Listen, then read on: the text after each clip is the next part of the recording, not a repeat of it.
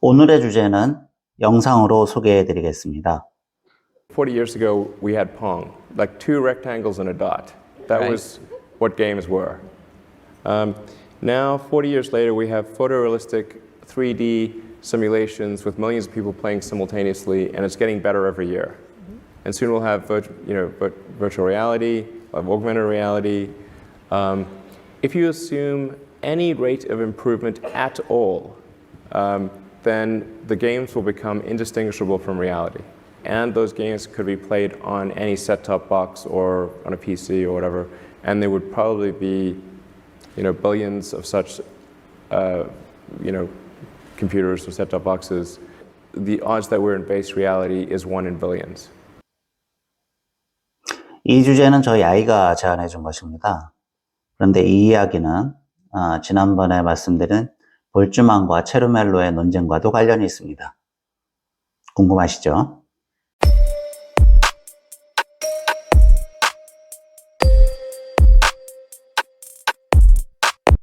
17세기 전반기에 프랑스의 철학자이자 수학자 그리고 물리학자이기도 했던 데카르트는 사악한 악마라는 사고 실험을 제안합니다. 나의 모든 감각을 통제해서 거짓된 세계를 보여주는 초월적인 존재를 상상한 것이죠. 이것은 자신이 경험하는 모든 걸 의심하는 소위 방법론적 회의, 영어로는 카테시언 다우트, 카테시언 스캡티시즘이라고 하는데, 이를 통해 자신이 경험하는 모든 것까지도 거짓일 수 있다는 생각을 해봅니다.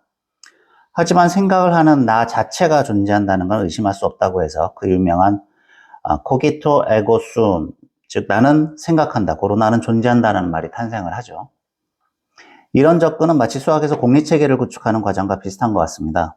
틀림없이 사실일 수밖에 없는 명제들을 최소한으로 정하고 그 명제들로부터 연역적 추론을 통해서 지식을 획득하는 것이죠. 실제로 데카르트가 수학에 기여한 부분들이 많이 있지만 아마 이런 사고방식도 중요한 부분이었을 거라고 생각을 합니다. 그런데 여담입니다만은 나는 생각함으로 존재한다는 말 매우 설득력이 있긴 하지만 이것도 의심을 해볼 수 있겠죠.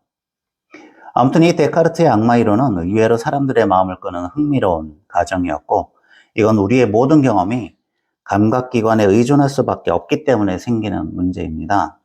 그런데 20세기에 들어 푸트넘이라는 철학자가 데카르트의 악마를 실험실의 가상으로 구현했습니다. 바로 그 유명한 통 속의 뇌 가설이죠. 데카르트의 악마와 마찬가지로 우리가 통 속의 뇌인지 진짜 사람인지 구분할 수 없습니다. 재밌는 거는 데카르트가 아무것도 확신할 수 없다는 회의주의 입장에서, 물론 방법론이기는 하지만요, 악마 가설을 제안을 했다면 푸트넘은 반대로 자신이 제안한 가설을 부정함으로써 오히려 이런 극단적 회의주의를 비판하고 소위 말하는 의미론적 외재주의, 세만틱 익스터널리즘을 옹호했다는 것입니다.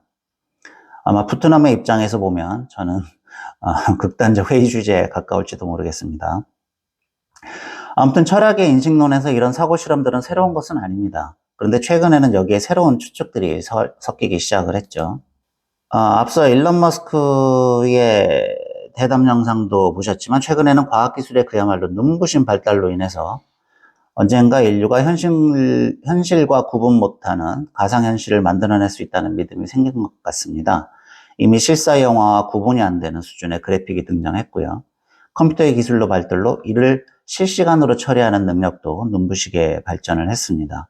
아마 일론 머스크의 주장은 스웨덴의 철학자 닉 보스트롬의 이론에 영향을 받았을 것 같습니다. 그는 2003년에 The Philosophical Quarterly라는 저널에 우리는 컴퓨터 시뮬레이션 속에 살고 있는가라는 논문을 발표하는데요.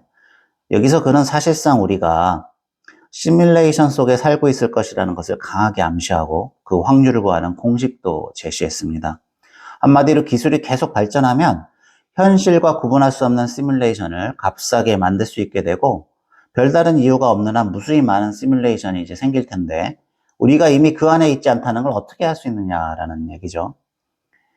여기서 제가 관심 있는 한 가지 가정이 있는데요. 바로 Blend Indifference Principle. 우리말로 특징 없는 무차별적 원리? 특징 없는 무차별 원리라고 번역을 했습니다. 수십억 개의 시뮬레이션하고 하나의 현실이 있을 때 내가 현실 속에 있을 확률을 구하려면 현실과 구분되지 않는 모든 시뮬레이션을 동일한 경우의 수로 카운트를 해야 되겠죠. 그래서 수십억 분의 1이라는 숫자가 나오는 겁니다. 이렇게 확률을 구하는 근거로 내세우는 가정입니다.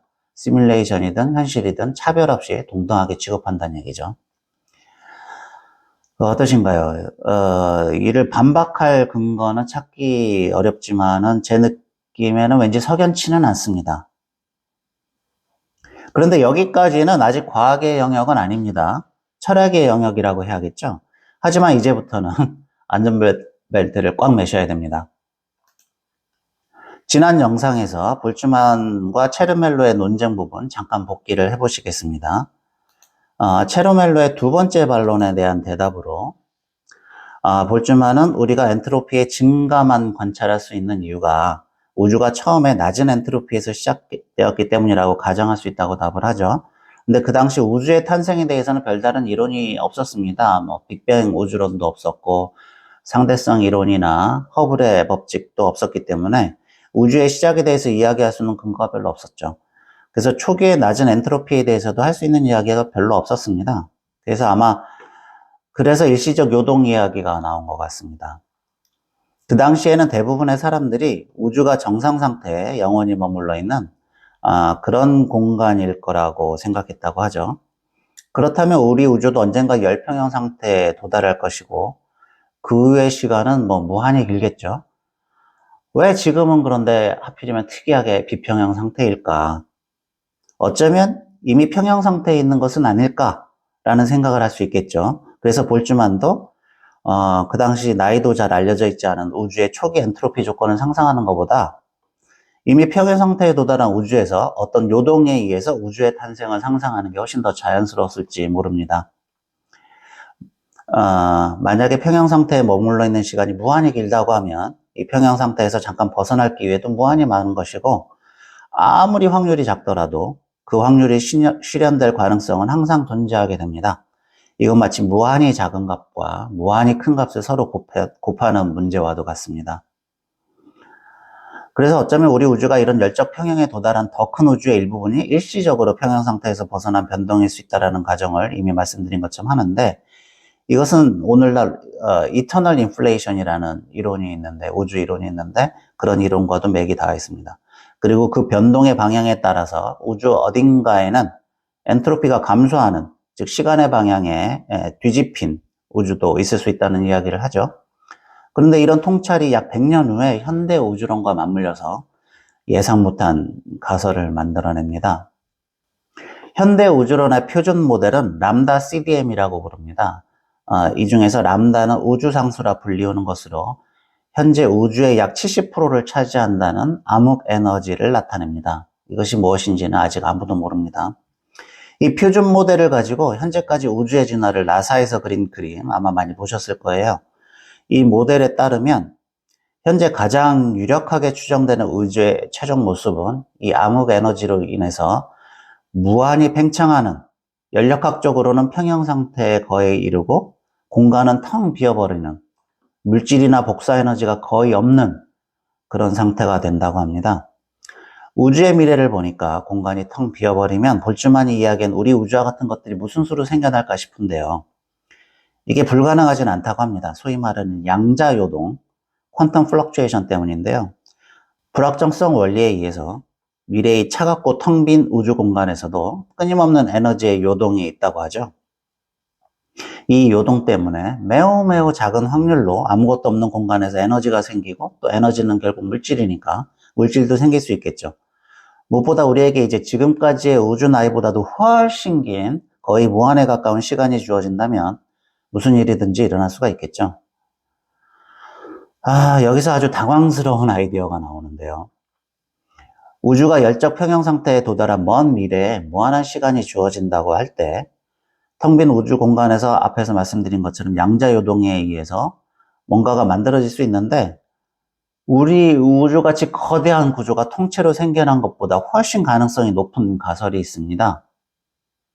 바로 두뇌가 직접 생겨난다는 것입니다. 뜬금없이요. 이 두뇌의 구체적 형태는 중요하지 않습니다. 뭔가 의식을 가지고 우주를 관찰하는 관찰자가 광대한 우주와 한복판에서 밑도 끝도 없이 갑자기 생겨날 수 있다는 겁니다. 그리고 이런 관찰자를 우리는 볼츠만 두뇌, 볼츠만 브레인이라고 부릅니다. 물론 갑자기 이런 게 생길 가능성 굉장히 낮겠죠. 거의 0이겠죠. 0에 가까운데 현재 우주 나이가 과학자들의 추산으로 약 한 140억 년 된다고 하는데 뭐 알 수는 없으나 한 번도 지금까지 이런 일이 벌어졌을 것 같지 않습니다. 하지만 우리는 지금 현재 우주 나이보다도 무한히 더 긴 정말 영갑의 세월을 논하고 있기 때문에 이제 또 다른 무한대 곱하기 무한소의 상황이지만 재밌는 거는 이게 단순한 가설이 아니고 과학자들 중에도 적지 않은 사람들이 이 가능성을 진지하게 고민하고 있다는 겁니다. 이 확률을 무시할 수 없는 이유가 지금 우주의 종말에 대한 현대 우주론의 예측 때문입니다. 무한히 긴 시간 동안 계속해서 팽창하는 우주 말이죠. 두뇌가 생기는 게 우리 우주가 평형 상태에서 양자요동으로 통째로 새로 생기는 것보다 훨씬 가능성이 높은 이유는 아까 말씀드린 것처럼 이 두뇌라는 거는 규모가 훨씬 작아도 되기 때문에 이런 거대한 우주가 생기는 것보다 가능성이 훨씬 높다는 거고요. 일단 이런 가능성이 0이 아니라고 그러면 앞에서 시뮬레이션 우주론과 동일한 논리가 동작을 하게 됩니다.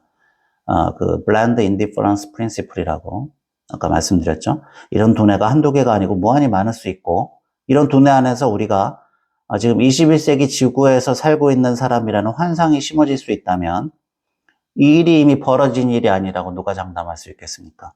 그리고 이런 두뇌가 수없이 많다고 그러면요. 우리가 우주에 홀로 떠있는 진화의 산물이 아니라 양조요동에 의해서 순간적으로 탄생한 그런 존재일 확률이 우리가 진짜 인간일 확률보다 훨씬 커져버립니다. 즉 사실상 우리는 모두 볼츠만 브레인이라는 결론에 도달하게 됩니다. 이 볼츠만 두뇌라는 단어가 처음 어디서 등장했는지는 잘 모르겠는데요. 개념은 이미 20세기 초중반에 그 볼츠만이 언급한 데서부터 나온 개념으로 존재했었다고 합니다.